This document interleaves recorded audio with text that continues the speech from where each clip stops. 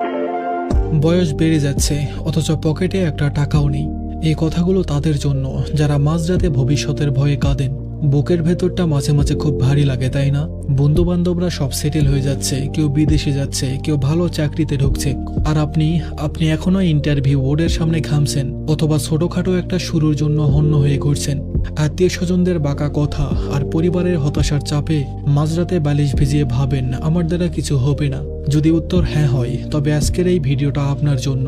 বিশ্বাস করুন, দেরিতে শুরু হওয়া মানে ব্যর্থ হওয়া নয়। হতাশ হওয়ার আগে এই কথাগুলো মনোযোগ দিয়ে শুনুন। জীবন কোনো রেস নয়, এটা একটা জার্নি। সবার জীবন একই ঘড়িতে চলে না।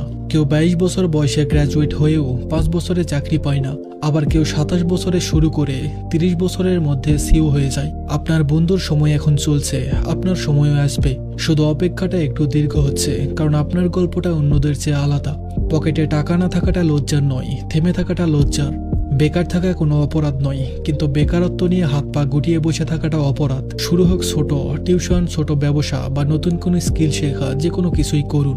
মনে রাখবেন, শূন্য পকেট আপনাকে যা শেখাবে, পৃথিবীর কোনো ইউনিভার্সিটি তা শেখাতে পারবে না। আপনি বাতিল নন, আপনি তৈরি হচ্ছেন। প্রকৃতির একটা নিয়ম আছে যে ফলটা পাকতে সময় বেশি নাই, সেটার স্বাদও বেশি হয়। আল্লাহ আপনাকে বড় কিছুর জন্য প্রস্তুত করছেন বলেই আপনার পরীক্ষাটা এত কঠিন। এই যন্ত্রণায় একদিন আপনার সবচেয়ে বড় শক্তিতে পরিণত হবে।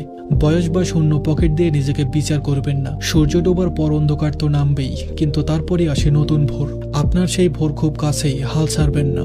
নিজেকে বলুন, আমার সময় আসছে, আমি হার মানতে আসিনি, আমি জিততে এসেছি। ধন্যবাদ সবাইকে।